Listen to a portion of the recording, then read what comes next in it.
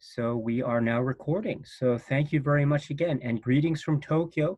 This is Daisuke, and I am very happy and honored to welcome as our guest today, Cinema Dave Media. So Dave is a dear friend of mine, a dear friend of ours. And I think for many people, we also know him from his wonderful YouTube channel called Cinema Dave Media, and he has been very gracious and he has been very generous in taking some of his time today to stop by this channel and to share with us some insights and comments and share with us his observations about some works of cinema that I'm looking forward to talking with him about. So welcome, Cinema Dave Media. Dave, my dear friend, welcome. It's nice to Well, see you. Daisuke, yes, Daisuke, thanks so much. And honestly, the pleasure is all mine. I absolutely love your channel, as you know, as we've talked about before. I'm amazed by your collection, your detailed knowledge of film in general, and I've loved your channel for so long. So, this is an honor for me. I'm, like I said, it's a pleasure for me to be talking with you. I can't believe it, actually. So, No, not at all. The pleasure is all mine. And I really want to say thank you so much for all that you have done and all that you continue to do. But, let me just ask you just generally, just before we get going today, could you just let us know about your, how should I put it? What were some of those films and what were some of those highlights of cinema that you saw along the way that led to you being the film fan that you are today? So what were some of those, what was your film background? Let me put it that way, just to give people an idea of where you're coming from and who you right. are as So, a film fan. sure, absolutely. So I grew up primarily in the 70s, and so I'm a huge fan of 70s film. Although I love all types of film. So, through my school years and in high school and things like that, I was absolutely enamored by film. I went to the movie theater a lot. I rented a lot of things. Laserdisc was big when I was, in the 70s. So that's really where I got a lot of my beginning education in film. And then I was doing a lot of plays in high school too. So I was doing a lot of acting. This is 30 years ago, by the way.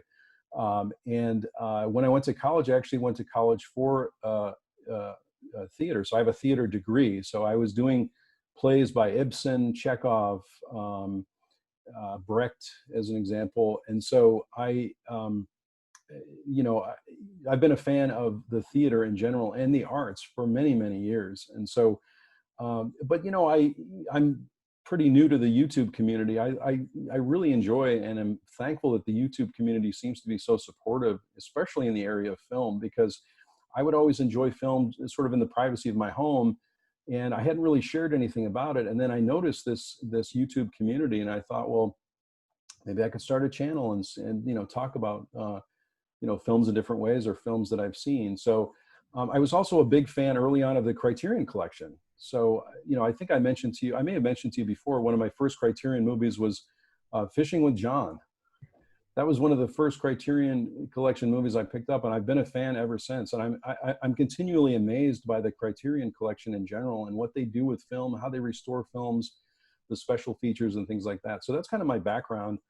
And I'm a big supporter of the arts when I can be. I don't go to a lot of live theater anymore, but I love the theater. I love the ethic of the theater, and I'm a huge fan of films of all. It doesn't just have to be of the 70s, but films of any time. I think you and I have talked about this before too. I love the discovery of new films I haven't seen before, right? There's so many things I need to learn, I feel like. And so it's exciting to find some new work and to find some things that I haven't explored before. So a lot of my channel is about that too. I have some videos up there on Tarkovsky, and I'm a big fan of Ingmar Bergman as an example. I was having a difficulty getting into Bergman for many years, and then I got the Criterion Collection box set, and I really loved how you went through the box set in great detail on your channel. That really helped me to find an entry point into Bergman. And so, thank you for that and for many other videos. So that's does that answer does that answer your question as to kind of how I got involved in it? Oh, that's wonderful. That is fantastic. So, what were some examples of some of your favorite films that you were watching from the 70s or from elsewhere? And this can be films that you discovered, as you mentioned in in what you said now, or these can Yeah. be films that you always knew when you were growing up with cinema, as it were. So, what are some of your favorite films as an example? Right. So, I don't know if we want to get into we've talked a little bit about a topic today, but some of my favorite films come from a director by the name of Sidney Lumet. So I don't know if we want to get into that now, Oh, or do you want to talk to a little bit more about films in general? Like I said, whatever you I'm a want, my huge, friend. I think we can start to talk about it because many of the films that I enjoyed in the '70s, I'm enjoying now again. And so, Sidney Lumet, I'm just going to hold this up. This was kind of one of my entry points into Sidney Lumet, and maybe this would be helpful for your audience as well. This is a documentary called By Sidney Lumet, and it's directed by Nancy Bursky. And I've watched this probably 3 times already this year, and it's a film that I revisit many different times. I'll show the back too. I know people like to see the back of, see the back of these things too. And I thought we could maybe start our discussion a little bit just to talk about some of his films. This documentary is on Amazon Prime right now. If you have Amazon Prime, if any of your audience has Amazon Prime, that's one place you can see it for free. This happens to be a Blu-ray, but this is also on DVD, and I think the DVD is about $20. This is about 25, so I decided to go for the Blu-ray on this. I'm mostly a Blu-ray collector too. I don't know if that's, I know we collect a lot of things on Blu-ray and DVD. I'm also a huge fan of physical media in general versus streaming services. I know a lot of people have streaming services. I happen to have a lot of streaming services as well, but I'm more a fan of physical media so that I can watch things whenever I would like to watch them. But I do have the Criterion channel too, and before we did this video today, I wanted to check to see if any of the Sidney Lumet films were up there on the Criterion channel, but they've removed those for now. They were Oh. up there in May, I think. So quite a few of his films were up there during that time, but they've been removed. So many of the films I enjoy from the '70s and even earlier for Sidney Lumet. What I tend to do with film is I don't know if this happens with you, but I'm definitely drawn to specific work at specific times in my life, or seasons. As an example, I watch specific films. There's a video up on my channel where I talk about Jaws as an example, right? Yeah. Jaws was a movie that I saw when it came out in the theater, and I had a lot of people think Jaws is a horror film technically, but it was a film I saw with my family many times in 1975. So I have an emotional connection to it. So I know you've talked about this before too, but I tend to have a very emotional connection with film in general, and a personal connection with it, which I think a lot of film fans do. These films mean a lot to me, and I know you've talked about that as well, right? There's certain things where you might be drawn to specific work at a specific time in your life, and Sidney Lumet is one of those directors that I regularly revisit, along with Tarkovsky and Bergman and some of these other directors. So I don't know if you've experienced that as well. Yes, so I have a similar kind of approach, not just with cinema, but with with other kinds of art that I've been very fortunate to encounter. But yes, I usually find that it is very dependent on my own frame of mind and my own outlook and my own mood swing, or my own circumstances at the particular point in time that I find myself in. And so sometimes that means I'll prefer to watch something over another thing, but also that means that when I revisit that film, maybe years after the fact, I will associate uh, all those feelings and circumstances of my life at the time. And when I watch a film after many years, all those memories tend to come back to me. And so I find this to be a very, how should I put it? It can sometimes be a very overwhelming experience because it's so subjective and also so uh, uniquely tied to one's own experience. At least that's how I feel. So yeah, I echo your sentiments completely. Yeah. So I think, specifically for whatever reason, I seem to be drawn to Sidney Lumet's work at this point. And if we can get into it, I think Please. so. Just to give your audience some ideas here, we don't want to spoil anything for anyone that hasn't seen a Yeah. Sidney Lumet film. So we'll talk. I think we can talk about camera technique. We can talk about some of his history, which I think is very interesting, and maybe get into general plot points, but we won't necessarily spoil anything. And I have some of the physical media here too, so if we wanted to show any of it, we can. The other thing I was thinking we could do too is the I know the Criterion Collection sale has been confirmed. I think the Barnes and Noble sale is confirmed. I don't know if you uh, I think you had a video already talking about that on the It, 10th of it's July. It it's seems like all it's but happening. confirmed. Yeah, it's all but confirmed. So we're just waiting for the official announcement. But all signs, as of now, all signs point to the sale starting on July 10th. Yeah, so Which is it's going to exciting, right? happen. Yeah, Very it's exciting. exciting. Yeah, Yeah, it's exciting. So, yeah. and I know you have the full collection, and you're still getting new Criterion Collection films, obviously, as they come out. But I have a little less than 200 titles, so I'm really excited about it. And I think we can show some of your audience, some things they can get, specifically for Sidney Lumet. He has 3 films in the Criterion Collection, I believe. And I have 2 of them, so I can show those as well. Um, Great. so maybe we could start a little bit with, please jump in here and correct me if I'm wrong on anything. I don't get all the details right all the time, but I'm gonna start this way and say that one of the reasons I love Sidney Lumet is because he started out in the theater as a kid, and so and he talks about this on the documentary. There's also a documentary. It's about an hour program on the supplemental materials for Network. If you've seen that one, it's an hour conversation with Robert Osborne from TCM, and he talks about a lot of the same things he talks about in this documentary. But that's one of the things I like about him, because I feel like I'm learning more about him this next round. Again, I've seen many of these films before, but he talks about, in the documentary at least, I don't think he talks about this on the Robert Osborne special, but he talks about facing a moral dilemma when he was in the military. I don't know if you had heard about that. Had you heard about that, where he encountered, we don't have to go into the situation, but he gets into a situation when he's in the military of having to decide whether to say something about a crime that he saw committed, and whether not to say anything about it. And so I believe that specific event, as I'm reviewing his work now, specifically informs a lot of the movies that he does, because most of the movies feature some type of a crisis, a character in crisis, and some type of a moral dilemma. Usually it's an outsider. I think we can say, and feel free to jump in and correct me here too, but I feel like many of the characters with movies like Prince of the City, The Pawnbroker, Dog Day Afternoon, many of these characters are men in crisis. They are outsiders. They've been alienated in some way. And I feel like Sidney Lumet, when he talks about this specific event in this documentary, you can tell by his demeanor that he was unsure what to do in that moment. And it feels like it informs a lot of his work. Outside of that, I love the fact that he talks about the work ethic of the theater, which I can very much relate to, right?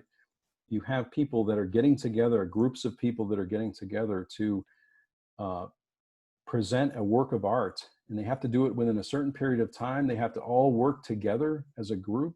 Yeah. And the work ethic of that, I think, led him from the theater into television as well. He had a long history in television before he began to make films.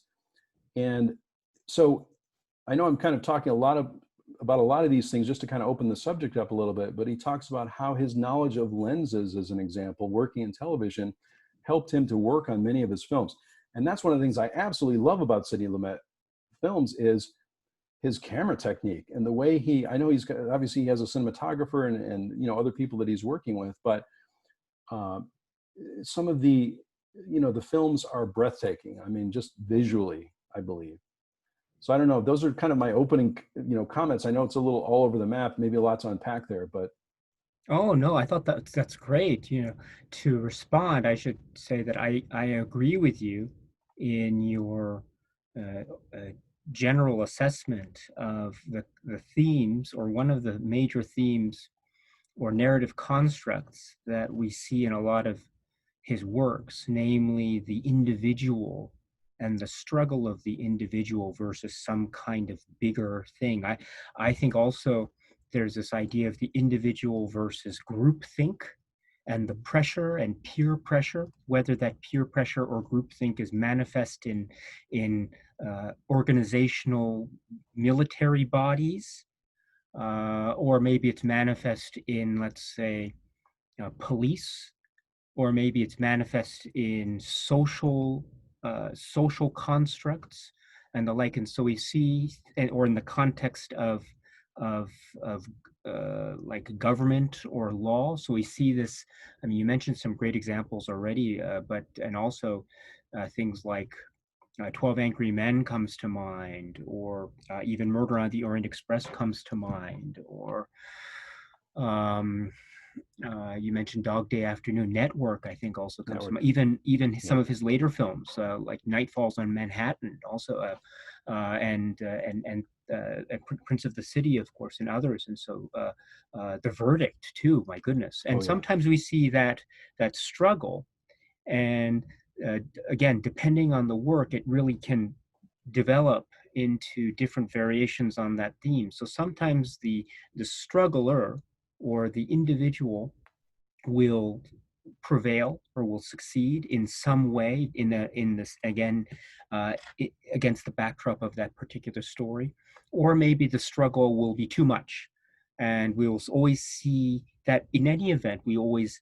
are given the opportunity, we as viewers given the opportunity to see the kind of, what's the phrase, a kind of psychological and emotional impact that such struggle will have on that particular individual or group of individuals, as the case may be. So I really find that to be an interesting assessment, and I'm also intrigued by how you next pick it up, because at the same time, which is, I never thought about this until you mentioned this, which is there's a really interesting, almost I don't want to say ironic, but let's say paradoxical uh, approach to this, because on the one hand, this is very much individual versus the group kind of thing. And on the other hand, you mentioned how Lumet is very much he borrows under borrows, but he is using a lot and relying a lot on theater, and so you also describe it as being kind of a group dynamic, which I find very interesting. Well, it's almost like he is relying, in certain degree anyway, on the group dynamic of the theater in creating these works that are heavily reliant on the individual versus the group. And so I find Absolutely. that to Yeah. be an interesting dynamic that you set up. I never really thought of it that way, but Yeah.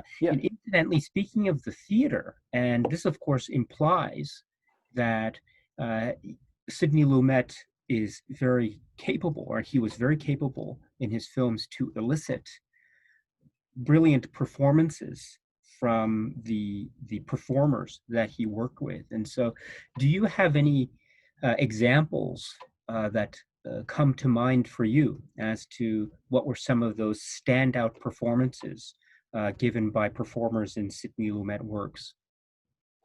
Yeah, one of the films that I've been I should say too, I'm not a Sidney Lumet expert or by any means, but I love his work and I've been studying it for a little while. But one of the films that I started to look at a little bit today, I haven't really gotten all the way through it, but it is in the Criterion Collection, and I think it's a good example.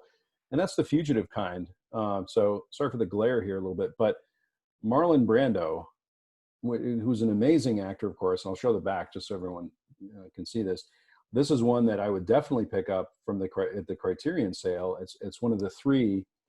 But talk about eliciting a performance. Brando is amazing in it, and I was watching some of the supplemental materials where he talks about working with Tennessee Williams and come out. This is it's an adaptation of a Tennessee Williams play called Orpheus Descending, right? Which I think it had an earlier iteration, but Orpheus Descending is basically what it came from. And putting this play basically on screen, I think he does a better job with The Fugitive Kind than he does with Long Day's Journey into Night. Although Long Day's Journey into Night, the O'Neill play, has some good parts to it. I personally, from what I've seen of this already, like this one much better. And it may just be because of Brando and some of the things that they talked about. You know, Sidney Lumet also, because of his respect for actors, likes to have a rehearsal period for his films. And I don't know if you watch the supplemental materials on this one, but basically with Anna, the other one of the other leads in the movie, she didn't really want to have a rehearsal with, you know, for too long. She wanted to rehearse for a couple of days, and then she basically said, "I can't do this anymore." And part of the reason was because she didn't want to give Brando all of her what she was planning to do. Right? She wanted, you know, Brando's, you know, well known for surprising people in what he's doing, and so. So they had a shorter rehearsal period for this film. And of course, Joanne Woodward is amazing as well in this, right? She plays probably one of her best, I feel like one of her best roles in this movie. So that's one example, but he's obviously, with Long Day's Journey into Night, with The Seagull, he directed as well, the Chekhov play that he put on film. You know, he's obviously looking at the drama that you get in the theater and trying to translate it into, you know, the film version.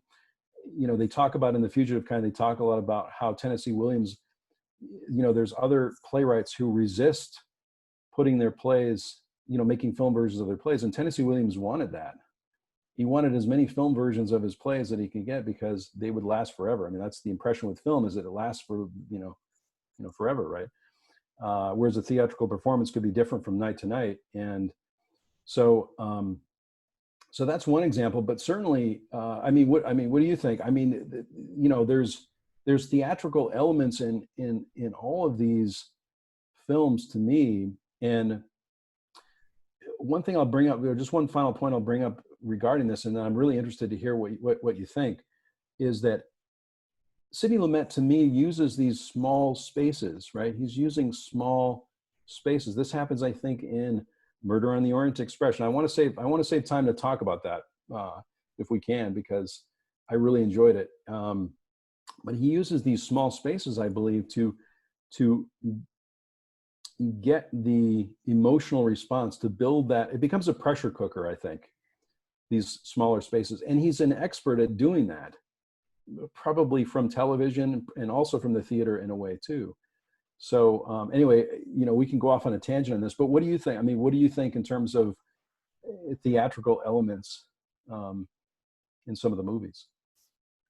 Oh, so yes. So the I thought, yeah, the Fugitive Kind, the example that you brought up, I think is a really fine one.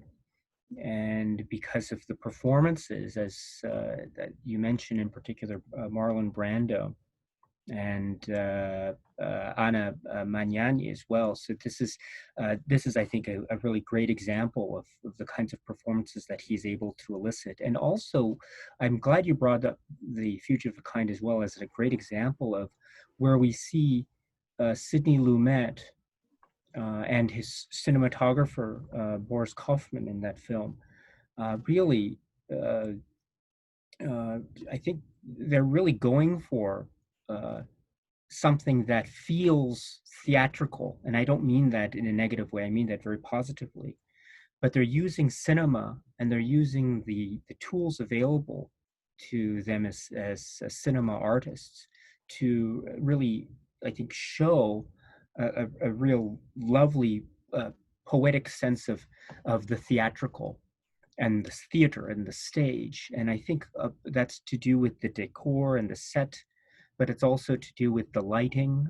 You know, there are some very famous moments in the film where the lighting is it's very much theater-like. It's not cinema verite or anything of that sort. On the contrary, it's very much applied and almost in a poetic way, a very artificial application of these sorts of use of lighting, which I think serves the film really well.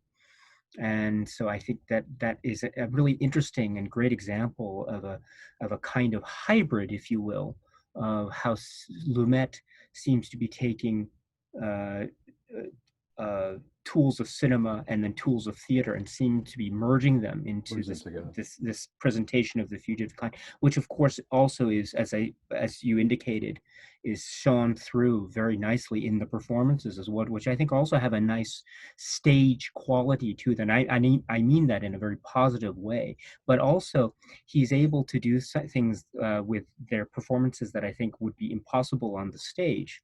Namely, you can get in close and you can really focus in on the quiet moments, and you can really uh, uh, augment those moments of intimacy in a very powerful way. And so I find this presentation to be really fascinating. And also to go along with that too, you're absolutely right. It's not maybe. Of course, it depends on the film, of course, and there are certain films whose stories dictate a kind of decor or setting or environment. But there are a lot of striking examples, you're absolutely right, where Lumet and company are relying on fixed staging and closed settings to achieve some kind of purpose. Now, it could be anything. It could be, as you indicated at the start, of a further application of this theme of the pressure on the individual and that pressure being manifest in physical space. You mentioned Murder on the Orient Express, I think, is a fine example. I think we see this also I think we see this brilliantly in, say, 12 Angry Men, and also Dog Day Afternoon to a certain extent as well, and others. But uh, I think we see this, and I think it serves a number of functions. And let's take 12 Angry Men as an example. And I'd love to hear your thoughts Yeah, about this. But yeah, it's like, you have on the one hand, it is theatrical. It is, in a way, it's calling attention to the fact that he is using the space. He and his and the cinematographer and the crew are using the space in a way that is calling attention to itself, which I think is a great thing.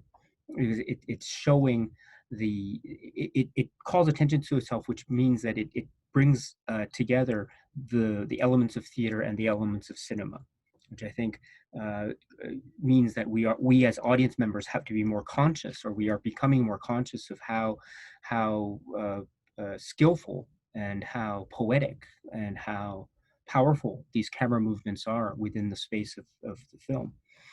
So that's one thing. But then the other thing too, absolutely. it's the idea, the thematic idea, which is a physical manifestation of the pressures of society or the group on the individual. And we see this in the enclosed settings. We see this also in the way that uh, uh, characters are are arranged within the frame.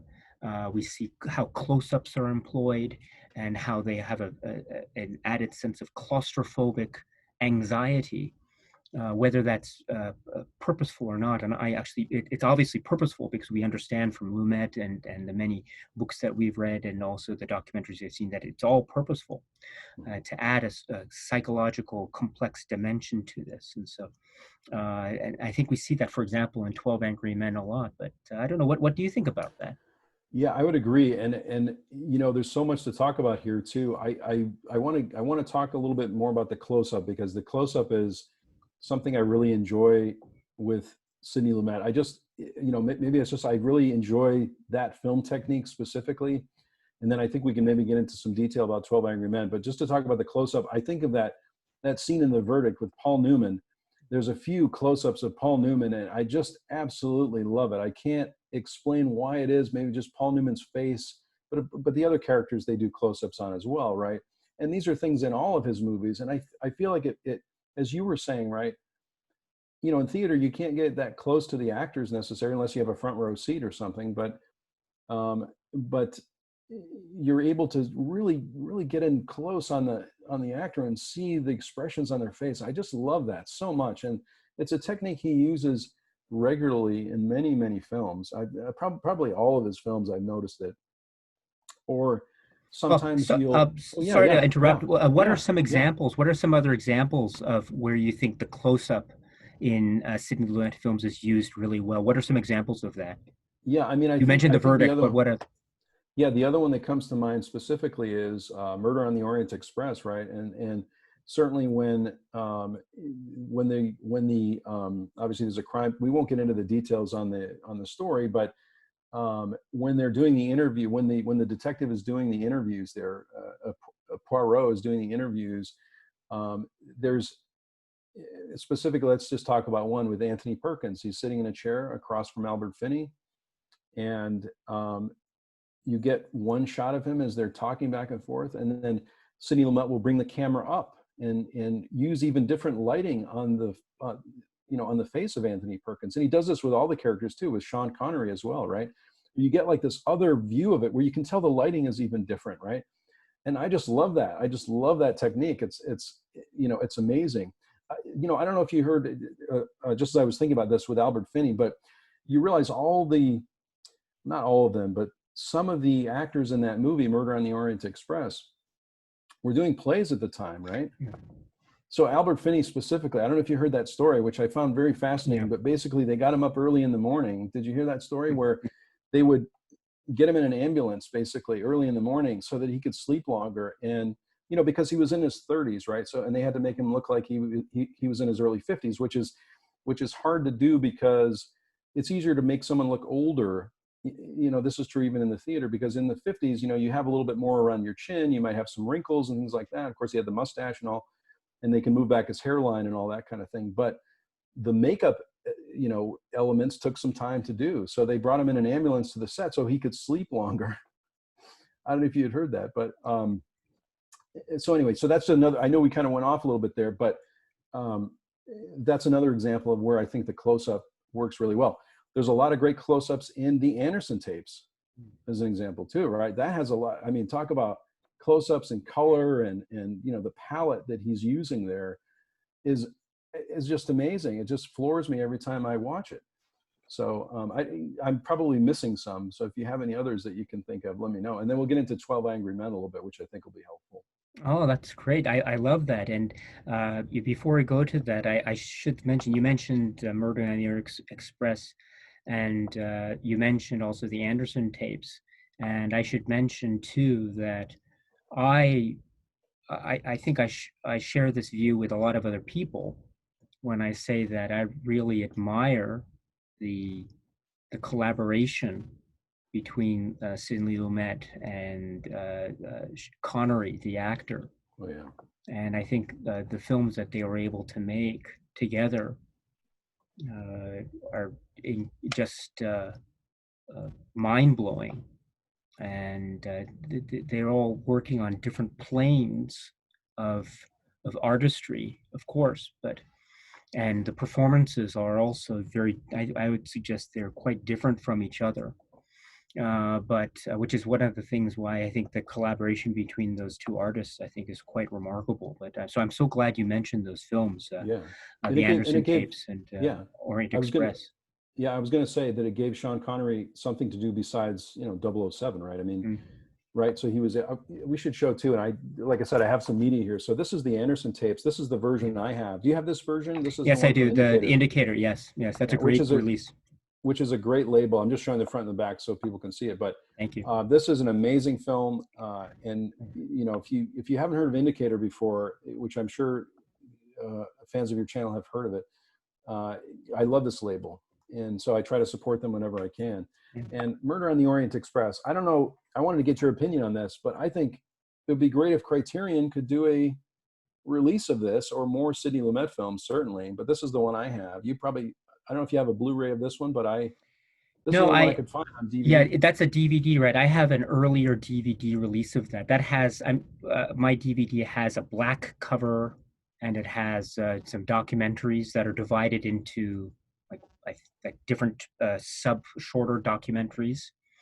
And so, and that in the documentary, I think included the anecdote that you recalled very nicely about Albert Finney and his makeup and how he had to wake up early because he does have to. He did require makeup appliance quite extensive Right. during that film. So yeah, so that's as far as I can tell. I think uh, as right, there hasn't been any Blu-ray release in North America. I don't think No. so. I do know that there are a number of Agatha Christie adaptations that I understand will be released by Kino in North Mhm. America. I think they released. I think I have that right. At least correct me if I'm wrong. But there was. It's not Sidney Lumet, but there was a release of the film Endless Night, and I think they might be releasing some others in September, I believe. And so, please correct me if I'm Well, wrong. yeah, But I'm not sure about that. Now, this is one of your favorite films, right? That's what I think in one of your Murder on the oh Orient Express is definitely yeah, one of your favorites, right? yeah, it's one that my I've seen countless times, and it has a nice crossover because I'm also a fan of Agatha Christie, and I'm a big fan of. I've since I was a kid, before I could understand all the nuances and implications of everything that was going on in a Christie novel. I was a big fan of them, and so one of the things was also the adaptations, and one of the great adaptations of Agatha Christie is Lumet's Murder on the Orient Express. It's still heralded today, quite rightly Yeah. so, as being a great one. And so, in the Agatha Christie film adaptation world, it's fantastic, and also in the Sidney Lumet film appreciation world, it's up there. And I Well, like she it was too not. because oh, I'm sorry, it has Oh a no. nice mix too between the theater and cinema by virtue of the fact that I think part of the cast were theater trained actors, and then another part of the cast were more cinema experienced actors. And so I think there was a nice anecdote in one of the documentaries on the DVD that I have about how when there was off time, you'd have people from the theater recounting theater stories and then cinema stories, and you'd have these two acting worlds coming together in this one film, which I thought was very fascinating. Yet again, another example of a Sidney Lumet film where theater and cinema seem to merge in this wonderful blend. Yeah, and there's a story there too. Maybe it's part of the same story where he was talking about the table read for this movie, and everybody was reading Oh up yeah, very close to the script because they didn't want to all the theater actors wanted to be film actors, and the film actors wanted to be there was some envy going on there. And so he finally, I think he stopped it after maybe 30 minutes or something and said, hey, can we just dispense with all this and let's read our parts and go for it. And so after that, he said things kind of returned to normal. But yeah, that's a I great really, anecdote. Yeah. yeah, I really love this film, and I'm sure I'm going to be watching it many more times. But I think it brings up some of the things we were talking about too, in terms of the confined spaces, because you think about it, they're on a train, these very small compartments, small hallways. And since Sidney Lumet is such an expert at doing that, it makes it a perfect setup for his, for the story. And he talks about one of my favorite parts too is when they talked about the train sequence, right? They had this one train in a station that wasn't, I don't think the station was working anymore, but they had one take to get that train out of the station correctly. And he said they did it, it's an amazing sequence. While I think of it too, I love the music in that. In the movie, the music is so brilliant. And, again, for those that haven't seen it, the music is very, I would say, very fanciful, and lighter, that you wouldn't think you would give to a mystery story, but it's entertainment as well, right? It's an entertainment piece. And I love the music. I think the music was a perfect fit for the movie. So there's so many great things about the movie that I really enjoy, that I know with this film and with most of Sidney Lumet's work, I can watch these films over and over again and find new meaning and understand a little bit more about him and about his life, which is one of the things I love about studying any director, right, or studying any piece of work. So um, if you want, we can go back a little bit to 12 Angry Men. That's another one that I Please. have here too. And Sure. this is the Criterion edition of it. Here's the front and the back of that for your Yeah. viewers. But this is another one. If you get a chance, this is Sidney Lumet's first film, and during the Criterion sale, this would be another great one to pick up. It's a classic film, and I think about in the theater they have this idea of blocking, right? And what blocking means is that you're mapping out where you want the actors to go during a specific scene. which you might not see with all the films if you don't have a rehearsal, with other films if you don't have a rehearsal period. And so because of the way again, another confined space with the jury room in 12 Angry Men, there had to be specific blocking just to keep it interesting, right? And one of my favorite Yeah. scenes that you can tell very clearly that it's intentional blocking is the scene where one of the jurors, and I can't remember the actor's name, stands up and he begins talking in a very racist way. And you can see slowly as the speech continues, Henry Fonda gets up and he sits on a bench near the wall. Jack Klugman gets up and faces the windows looking out. All the characters basically get up and show the audience physically what they're thinking, which is that we can't have anything to do with this guy anymore, right?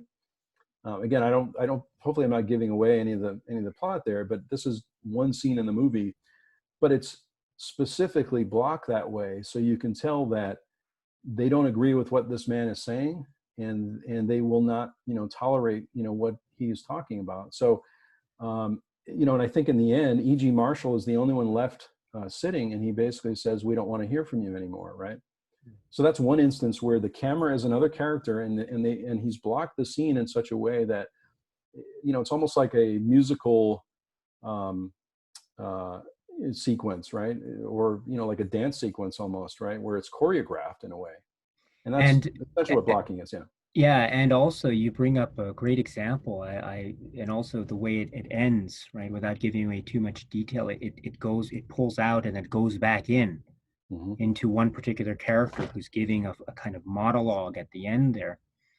And then so it's almost one continuous take, as it were. And I think it's so interesting that you mentioned the blocking, because again, it's a characteristic of theater, of course, but also it's very important because, as you mentioned in this particular scene and in other scenes in the film, blocking is essential and crucial in order to be sure that the camera movement will be uninterrupted and unhindered by an actor who is not on his mark. I think that's the phraseology. Yep. And so, or it doesn't hit his mark, right? And so the camera movements, I think, are really quite powerful in that. And I should also point out, and your comment really reminded me of this, and I'd like to see what your reaction to this is that you had mentioned how there's a lot of application of camera work and setting in order to create this sense of claustrophobia Mhm. and to create a sense of enclosed spaces, which I agree with. And I think we see this applied quite magnificently in a film like 12 Angry Men. But also, what's interesting too is that the camera work on some levels seems to highlight this aspect of the enclosed spaces, the tight shots on people, the way that the walls are shown, and the way that certain lenses are used to almost distort faces when they're close up in order to Mhm. further show the sweat or the worry in the eyes or something, that, and then also the feeling of being trapped within this small frame on the one hand. But on the other hand, a shot that you bring up here, the camera pulls back, which essentially shows the entirety of the room. It frees up the room in a sense. And also, it really suggests to me that the camera, and by extension, of course, Sidney Lumet and his eye, and the cinematographer and his eye, they are almost, in a sense, freeing up the space, in that they are showing us the expanse of it, and they're showing us that it's not necessarily enclosed, but in fact, it is much freer, especially at certain key moments of the film, like this moment that you bring, which is an essential moment, and it's also a sort of thematic, cathartic moment, as it were.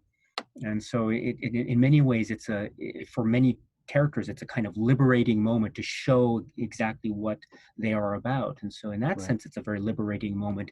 Cinematically, it's also, in a way, liberating or freeing in the sense that the spaces are opened up. So, in an interesting way, the camera in this film, and maybe in other films, is used also to free up the space, open up the space, as well as times where the camera and mise en scène is used to enclose the space and to entrap and to create a sense of claustrophobia. So I wonder what you think of that and your reaction to that. No, I would definitely agree, and I feel like the enclosed space, to me anyway, begins to put these characters under pressure. As we said in the beginning, it's, typically either a family dynamic, or it's a character in crisis, or a character who is an outsider who is maybe feeling alienated in some way. And so I feel like that is a physical representation of what they might be feeling, right? And so, I love in 12 Angry Men how creatively he does use that space, because you could see that he might run out of options for where to put the camera, but he never does, and he keeps it interesting for the entire film. Or um, uh, focusing on a specific character. And of course, all those characters, all those actors are very pretty well known, in terms of what their potential is to, um, for the craft, right? It just reminds me of how, I know this may be diverging a bit here too, but Sidney Lumet was part of the Actors Studio in the beginning in New York, right? And he got kicked out, right? Because he was more interested. I don't know if you'd heard that as well. You probably, one of the supplements, right? Because he was more interested in realism, and they didn't really want to embrace that idea. But so he formed his own group, right? And so he had kind of a group of actors that he would sometimes work with.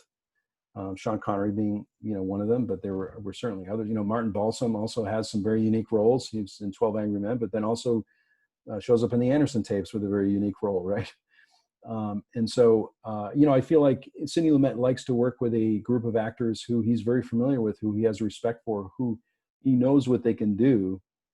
And he talks about this specifically in Murder on the Orient Express, right? He needed someone to play Poirot, who was an actor who could manage the speeches that an actor would have to manage in that, that type of a role, right? So he needs people that have the chops, I guess, to do that, or have the experience to do that.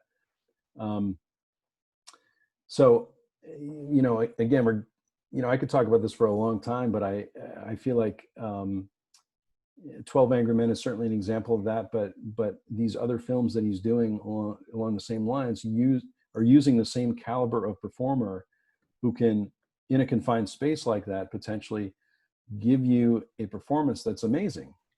That's amazing to watch. Yeah. Yeah, could you expand on that for a moment? In other words, you had mentioned about this anecdote about the Actors Guild and Sidley Lumet, and I'm so curious about this as to what what do you think? And you also have experience with the theater and Yeah. acting. So, what would you say would be the what is the type of acting that you see in Sidney Lumet's films? I mean, are these, I don't know what the correct phraseology of it is in terms of acting studies, theater studies, but is it a, would you classify the acting style in the performances of Sidney Lumet's films, would you classify those as being realist, or are they, is there some other type of acting style that you identify in the films that you've seen from these performers? To my knowledge, Brando was more of a method actor, right? Okay. So he was more going, and if you look at a Tennessee Williams play as an example, there's a lot of emotion that's happening internally, right? Hmm. So even though you might see, on the film set, you might see, various things. He's looking for a performer who can bring out that internal spiritual response from either the character or the performance. And obviously Brando was expert at that, right? And he was in Streetcar, right, as well. So it's the same, and he was on stage doing Streetcar too. So to me, Brando is a method actor. And I think there's an anecdote too where he talks about Brando having trouble with a specific speech in The Fugitive Kind, and not wanting to push him too much. But obviously Sidney Lumet, since he was an actor himself, or is an actor himself, uh, he doesn't want to push a performer to get to that level of emotion, but he wants to give the performer what they need to get to that level, right? And so he talks about Brando reaching the same point in the speech and not being able to get through it. and it took 32 takes to get it. And I think he pushed Brando. Brando wanted to stop at one point in the Fugitive Kind and say, hey, I'll come back tomorrow and do it again.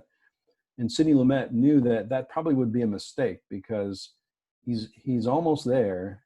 He wants to get the emotion on the day. He doesn't want it to get worse the next day either. So he wants to push Brando to complete it. And I think he even mentioned that, Brando gave him a hug after that, right? Because he was able to get through it, I think, on the 32nd take or whatever the case may be. So, actors work in different ways.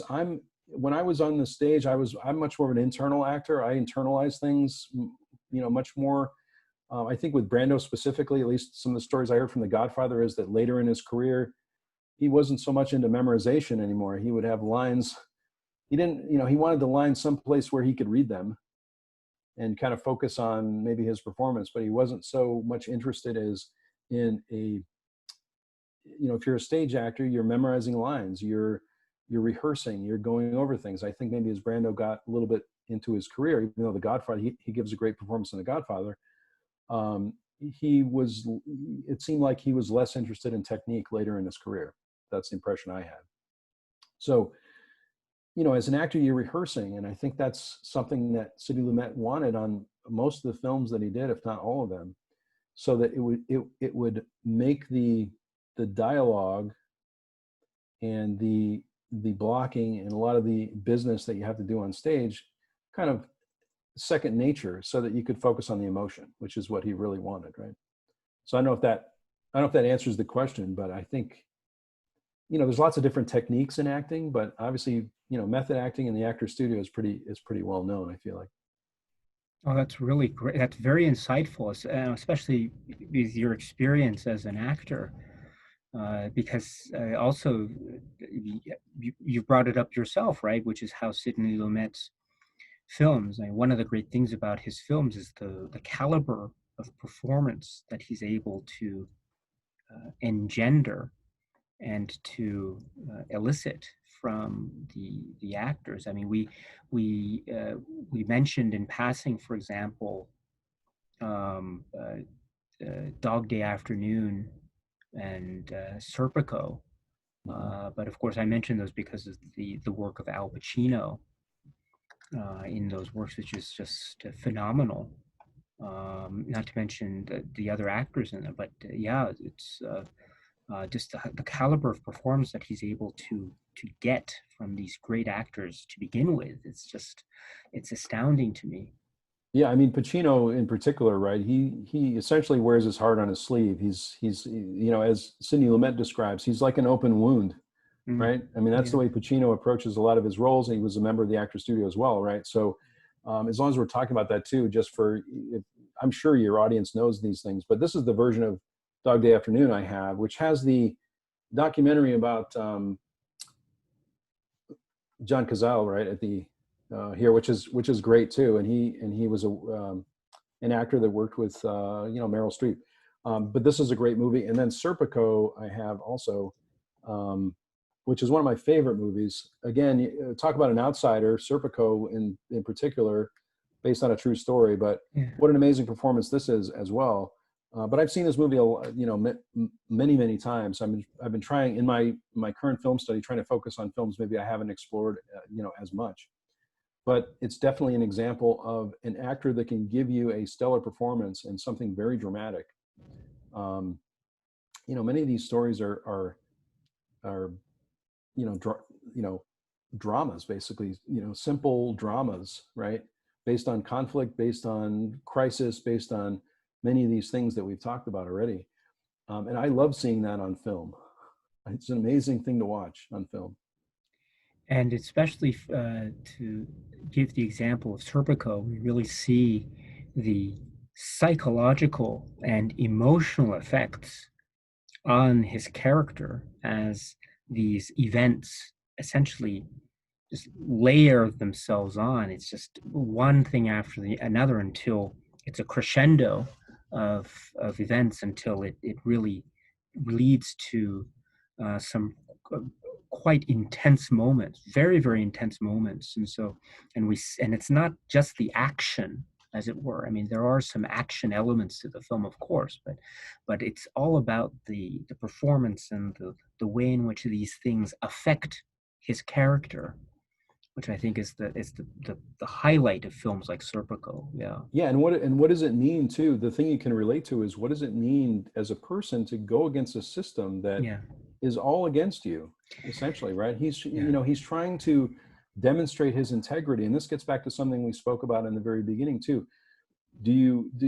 When you're confronted with a situation in business or in your life, and you see something, what do you do about it? Do you say something? Because sometimes when you say something, your career might be ruined, right? I mean, I think we see this all over the place, especially in the current culture too. Is, do you stand up against a system that is potentially unjust or corrupt? I mean, talk about corruption too. Many of these films, Network is about corruption, and Prince of the City to some degree too, about corruption, right? But so the moral dilemma becomes, what do you do about it? Do you say something or do you not say something? Because many times when you do say something about it, you're ending your livelihood potentially, right? So that's the moral dilemma that happens. And I think Sidney Lumet was faced with this very, very early in his life. And so I can see how it would be a theme in many of his movies, because I feel like he at least revisits that. He seems to revisit that moment, because at the time he didn't say anything, you know, and I feel like he feels like he should have said something. I would be remiss if I didn't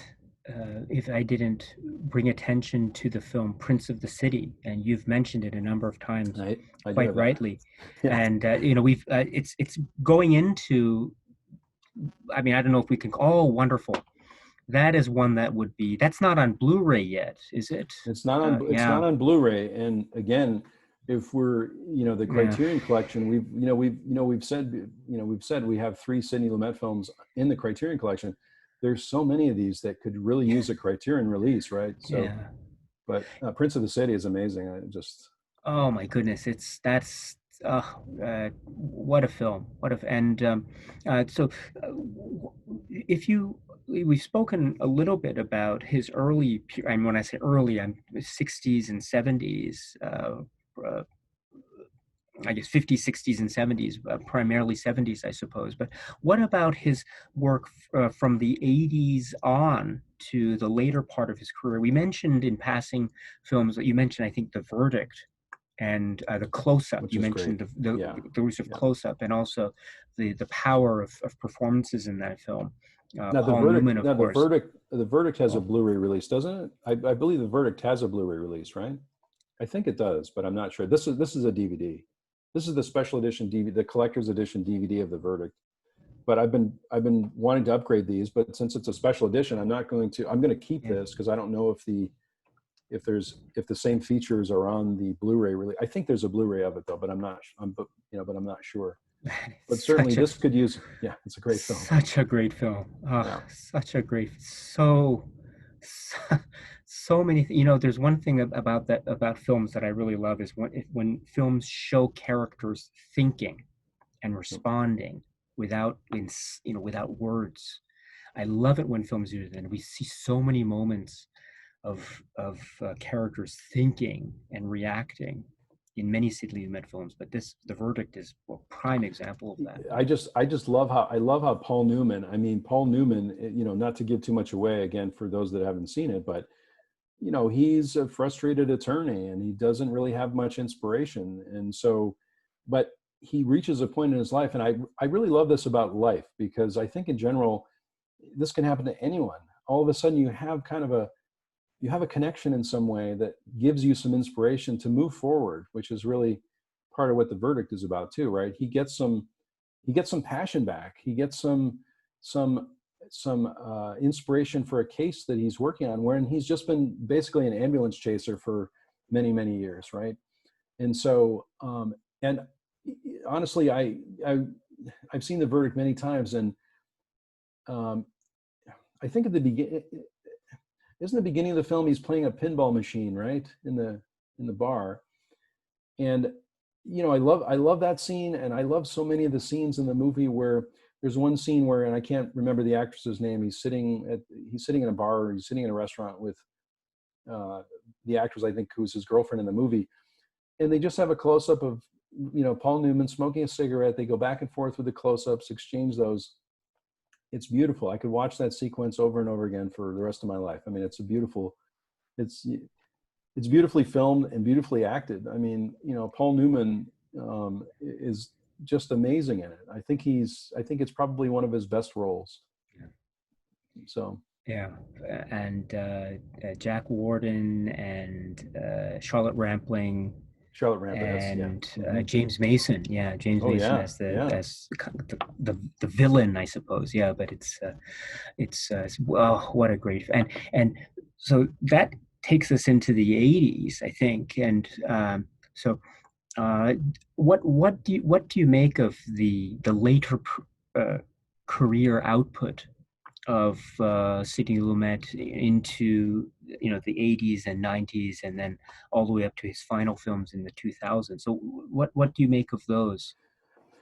So of course I'm still studying many of these films, but one of the films I really enjoy is his final film, right? Which, Before the Devil Knows You're Dead. I think that's a brilliant film. I know I've skipped a lot of films in between there. I'm still, I don't have a lot of those films. I do have.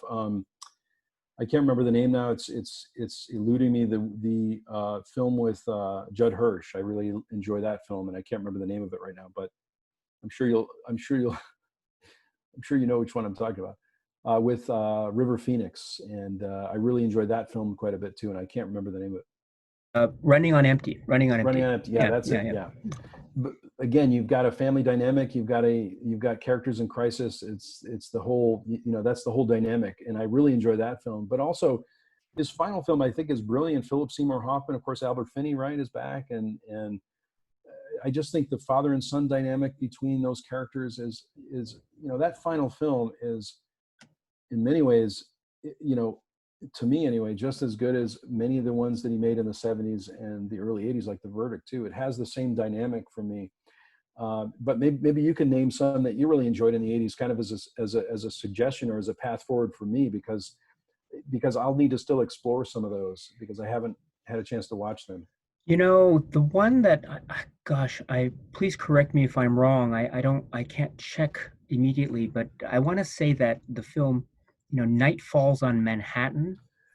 I Yeah. think is that gonna get maybe that was released or that's gonna get released on a Blu-ray or something. I don't know. Again, please correct me if I'm wrong, but I remember seeing that in the theater when it was released, and I don't think it was that big of a hit commercially. But I remember, and that was with um, uh, uh, uh, Andy Garcia. Excuse me, Andy Garcia, Oh, that's right. and it has and also uh, Richard Dreyfuss in a very memorable role, and Lena Olin as well. And I thought it was so interesting. It feels like that feels so much like a Sidney Lumet film from the 70s that he made in the 90s. Right. Um, and so I think that's one that I would recommend. Again, I think we there could be a recent release of that upcoming, or maybe it's occurred. I'm not sure, but that's one that I really like very much. I think it's due for a critical reappraisal. Right. I'll definitely have to add that one to my list for sure.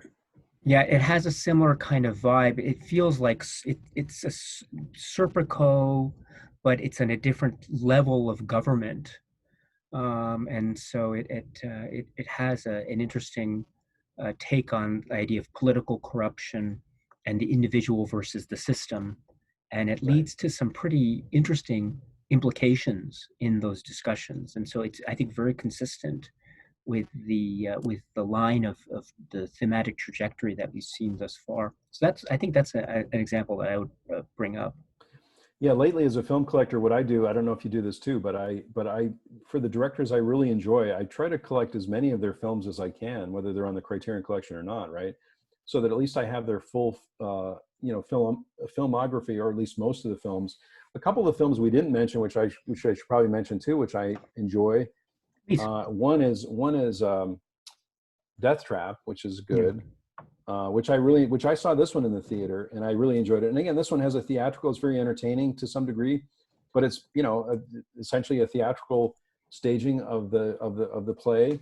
And then the other one that we didn't talk about, but this might bring us back around to some technique, is one of my favorites. Although the subject matter is very dense, is the Pawnbroker. Right, this has a Blu-ray release, and again, not on Criterion, but this has a Blu-ray release.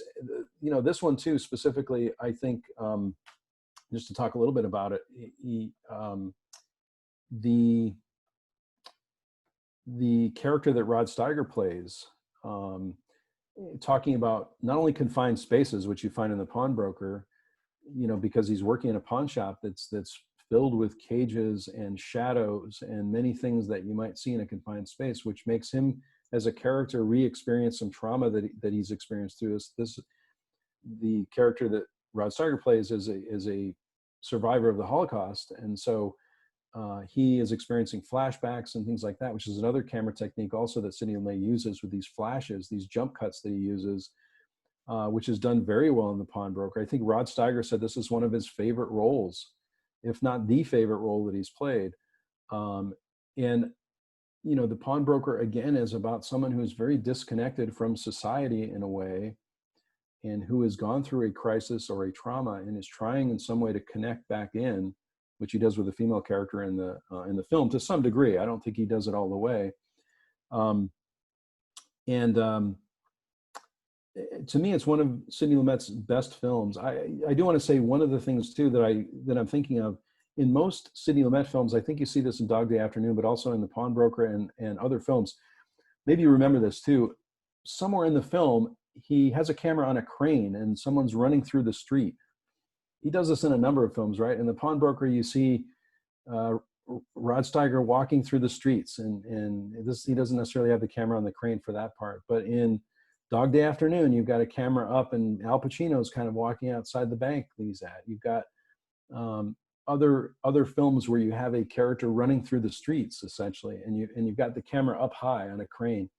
And for whatever reason, I like that as a technique. I think it's, in stark contrast to maybe some of the close-ups and maybe some of the confined spaces. But you find that's a technique as well that he uses, yeah? It's a very good point. Yeah. Again, the varied use of the camera to confine and to add tension by the application of pressure or the liberation of the space or the freeing up of space. Yeah, and that plays in so nicely with the thematic element of pressure and then also liberation in whatever It is, form yeah. that takes. Yeah, that's so well put. You think that the like the pressure release in 12 Angry Men is not only the camera technique, but the rain, right? When the rain comes, you feel sort of like there's a bit of a relief there, right? And that's the way I feel when I watch the film anyway. Or kind of a cleansing moment as a sort of a temporary Yeah. a temporary relief, if you will, before Yeah. the proceedings have to pick up again. Right. Yeah, that's an Right. excellent So, point. And so let me now say that this has been great. This is fantastic. it's been a lot of fun. And Yeah. on your channel, I just want to let people know that on your channel at the moment, you are covering the works of Sidney Lumet, correct? Yeah. So what I'm doing is I'm watching each of the films again, and many times it's a rewatch for me too. And then I'm talking about them briefly. I would say, less than 10 minutes, not really giving away too much of the plot, but talking about camera technique and talking about emotion, talking about some of the things maybe that are happening in the film for those that are interested. I did this for Tarkovsky, and I'd really like to do it for Ingmar Bergman at some point, because I've been through his entire filmography as well, which I'd like to do again. So it's something I really enjoy. Film study is something that I absolutely enjoy. I get so much from it, even from some films that I've seen over and over again. I find, as I said before, I find new meaning in these things, and I find sort of new revelations. I think this time through Sidney Lumet, I could definitely see that connection that we spoke about with his own personal history. So that's essentially what I'm doing on the channel. Now, of course, I have hauls and things like that where movies that I order. With the Barnes and Noble sale coming up, I'm super excited about that, as you can tell. I'm very excited about that because it's the one time a year where I can really expand my collection. So there'll probably be some, provided the sale happens, which we think it will, right? Provided the sale happens, I'm expecting that I'm going to expand my collection there too. So I've got quite a large wish list of things I'd like to get. And So so, and then with your Sidney Lumet project right now, what are some of the upcoming videos on your channel that we can look forward to? What are some of the films that you're going to be talking about in the upcoming weeks about that? So I think, outside of the Sidney Lumet films, once I get through those, I'm definitely thinking about doing a study on Hal Ashby and also potentially Robert Altman. Robert Altman's one of my favorite directors as well. And so it's been a while since I've revisited some of his work. And of course, Robert Altman and Sidney Lumet informed the works of Paul Thomas Anderson as an example too. So I'm a big fan of Paul Thomas Anderson. So that's what I'm expecting that I'm going to do. But as you and I have talked about before, sometimes I find an entry point into films and I really get involved in things that I didn't even know about before, like, Charlie Chaplin or Harold Lloyd. The Criterion Channel, for your viewers as well, to me, I feel like it's a great thing to get, because as you and I have talked about this a little bit too, there's so many supplemental features on the Criterion Channel. You can really, I'm using that to review and decide which films to prioritize for physical media. That's what I'm using the Criterion Channel for, as well as just enjoying it, enjoying the content there, right? So, I think it's like $6.99 a month. I mean, for all that content, which is amazing. So. And do you have, let's see, do you have Failsafe? The I don't have Failsafe. That's one of the ones I don't have. I have seen part of it. I was watching it just before it left the Criterion Channel, but didn't have a chance to finish it.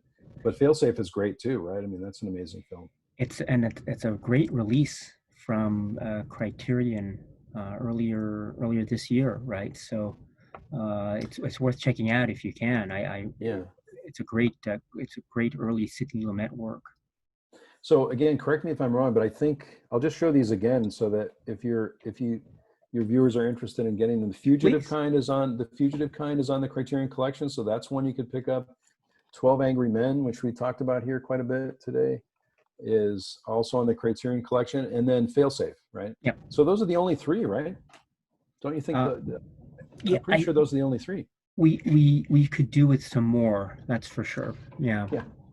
Yeah, I hope so. I hope that's the case. But again, Yeah. I don't know what, and you said there were some films that were there on the channel, the Criterion Channel, but Right. those So were removed. They were gone by the end of May, I think. So yeah. So yeah, Failsafe was on the Criterion Channel. The Anderson tapes was up there. There was the is it called The Deadly Affair, or there was yeah, another movie with the is that the name of the movie? I'm trying to think if I The got Deadly it right. Affair. Yeah, The that's Deadly Affair was there, yeah. and there were some other supplemental materials up there as well. But like I said, I just looked yesterday, and they were gone. So, but hopefully they'll bring them back. I think that's the thing with the Criterion Channel is they do rotate quite a bit of material, so you really have to catch things if you can, Mm. while they're up there. I agree. So. I agree. Well, thank you so much for this. This was really wonderful, and please, at least we should do this again, because we Absolutely. haven't. I feel like we can go for many sessions about this, because his career is, of course, very long and very vast, and so I'd love to talk with you again here about him and about other works, other filmmakers. If you are interested, I'd love to have you back. We should do this again. Is that okay? Absolutely. Yeah, absolutely. I would love to do that. And I want to say thanks again, Daisuke. I so much love your channel, and I Um, so appreciate your detailed knowledge of film and your amazing collection, your demeanor and just your overall approach and passion for film. It's truly inspiring, and I mean that from my heart. I your channel is one of the best on YouTube as far as I'm concerned, and I really enjoy it. So keep up the great work. I'm looking forward to seeing more videos from you as well, right? Oh, that's very So kind of you. Thank you so. Oh, I'm uh, I'm I'm embarrassed. Thank you very much. You're very kind. Thank you. I don't know what. Well, wow. I'm very touched. Thank you so much. And uh, you know, we are. We go back, and you have your great work online, but also we are friends offline. And I want to say that you have such a great presence, and your discussion is wonderful, and you are doing these projects as well as doing showing us your background in terms of love of this of cinema, and also your I mean, you are an artist. You were in theater. We didn't talk about it, but you're also a musician. You have your love of a lover of music, and so you are a man of many great talents. And so I want to say thank you very much for taking the time, for stopping by, but also for your great efforts with Cinema Dave Media. So I want to thank you so much for that, and keep Well, up the thank you. excellent work. And Yeah, thank you and so much. just a final note. So once again, if anyone is interested, so your channel is Cinema Dave Media. So just as a closing, would you just like to say anything about your channel and what you have upcoming, or anything planned for that? And I'm sure people would be very interested. Yeah, absolutely, and thanks again for the opportunity too. Like I said, this is probably what I'll be doing, the Sidney Lumet film study, and then moving on to Hal Ashby and potentially Robert Altman, and talking about films that excite me, films that I'm very passionate about. So that's where I'm planning to go with it. But you'll certainly see some more popular things on there too, or some well-known things. There's a video I have up there about my Jaws collection and Jaws on 4K and things like that. So those are up there as well. So I know sometimes Sidney Lumet and some of these other directors may not be as well known, but there's definitely other content on the channel too. So, but really, thanks for the opportunity. I hope we get to do this again. I would really be excited to talk with you about another director, continue this discussion. It'd be really great. Oh, it'll be my pleasure. Let's do that. Let's figure out it. We'll talk offline, and we'll Absolutely. figure out a time and date when we can do that. It'll be my pleasure, my friend. My pleasure. Absolutely. Absolutely. Thanks so much, Daisuke. Thank you. And once again, Cinema Dave Media, Dave, our dear friend, thank you for your time. You've been very generous, and we look forward to seeing you again very soon. Yeah, thanks. All right. Thank you very much, and cheers. Okay. Okay. Oops. Hold on for